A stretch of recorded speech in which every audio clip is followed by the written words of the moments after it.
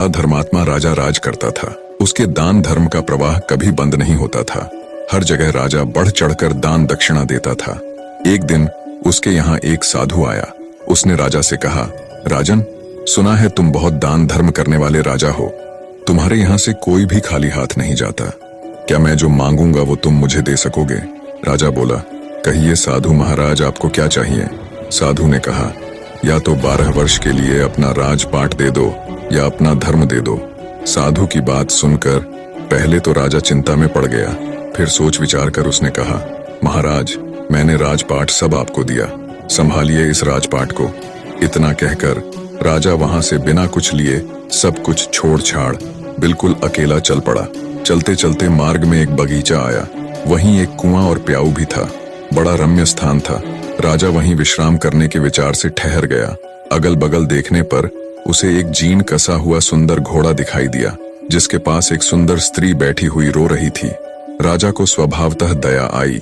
उसने उस स्त्री से रोने का कारण पूछा। स्त्री बोली, महाराज, मैं एक राजकुमारी हूँ। मेरे पिता और भ्राता सबको शत्रुओं ने मार डाला है। मैं किसी प्रकार जान बचाकर यहाँ भाग आई हूँ। अब आप ही देव के द्वारा भेजे मेरे आश्रयदाता हैं, अतः मुझे शरण दें। राजा ने कहा, ठीक है, घोड़े पर बैठ जाओ और मेरे साथ साथ चलो। राजकुमारी बोली, नहीं महाराज, आप ही घोड़े पर चलो। आपके सामने मेरा घोड़े पर बैठकर चलना ठीक नहीं है। राजा घोड़े पर सवार हो गया। चलते चलते दोनों एक दूसरे राजा के नगर में पहुंचे। स्त्री ने कहा, आप शहर जाकर कोई बढ़िया मकान भाड़े पर ठीक करो, तब तक मैं यहीं बैठती हूँ। राजा ने कहा, भाई, मेरे पास एक अधेला भी नहीं है, फिर मकान की बात किस मुंह से करूंगा? स्त्री ने कहा, महाराज, रुपयों पैसों की आवश्यकता हो तो मेरे पास से ले जाओ। और उसने निकाल कर 10 मोहरें राजा को थमा दी। राजा भी मकान ठीक कराया और राजकुमारी को लेकर उसी मकान में गया और उन्हें वहां छोड़कर बाहर से घोड़े और उस स्त्री के लिए भोजन सामग्री ले आया। राजकुमारी ने भोजन तैयार किया और राजा से भोजन करने को कहा। राजा ने कहा, अरे आप भी तो भोजन करो। उसने कहा, नहीं महाराज, पहले आप भोजन कर लें, आपके बाद मैं खा लूंगी। राजा ने भोजन किया, स्त्री ने भी किया। दूसरे दिन उस स्त्री ने कहा, राजन, आपको अधिक कष्ट होता है काम करने में, क्यों ना एक नौकर रख लो?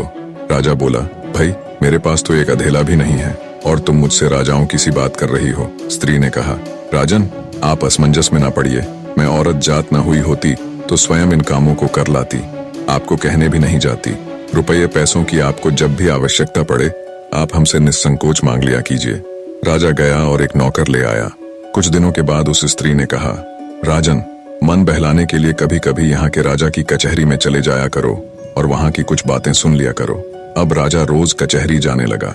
उस नगर का राजा यह समझकर कि यह मेरे मंत्रियों में से किसी का संबंधी होगा, उससे कुछ न पूछता। इधर मंत्री लोग उसकी आकृति राजा के समान देखकर राज संबंधी जानकर कुछ न बोलते। कुछ दिन यूं ही बीत गए। एक दिन राजा और मंत्री वर्ग ने आपस में आखिर उस राजा के संबंध में बातचीत की। वह किसी का कोई संबंधी तो था ही नहीं। उनको बड़ा कौतूहल हुआ। दूसरे दिन राजा ने उससे परिचय मांगा। उसने अपनी सारी बात बता दी। उसकी धर्मप्रियता देख राजा ने उसका बड़ा स्वागत किया और अपना मुकुट उसके सिर पर रख उसकी पगड़ी अपने सिर पर रख ली, अपने सिंहासन पर बैठाया और मित्रता की प्रतिज्ञा की। दूसरे दिन उसे फिर कचहरी में आने का निमंत्रण दिया। राजा ने सारी घटना उस स्त्री से कह सुनाई। उसने कहा, ठीक है, आप भी राजा को सारे परिकर, परिषद तथा नगर को भी न्योता दे आइए। वह पहले तो हिचकिचाया, पर उसके प्रभाव तथा आग्रह को देखकर राजा उस स्त्री की बात मान गया और अगले दिन जब कचहरी गया तो राजा को सारे मंत्री परिषद सहित पूरे नगर को अगले दिन सुबह के भोज के लिए आमंत्रित किया। उस नगर का राजा हैरान होते हुए बोला, कहीं भांग वांग पी ली है क्या? भोज और वो भी पूरे नगर सहित, कहाँ से करोगे उसका इंतजाम? खैर, बोले जाओ, ठीक है, मनमानी करो, मित्र ही तो हो।